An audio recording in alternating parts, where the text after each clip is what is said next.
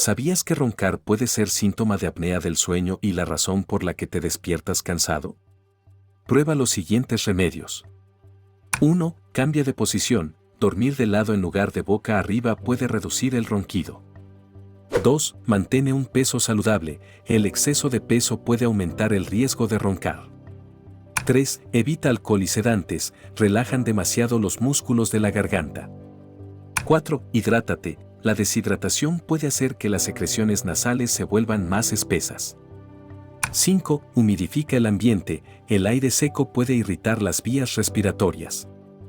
6. Trata la congestión nasal. Usa tiras nasales o descongestionantes si es necesario.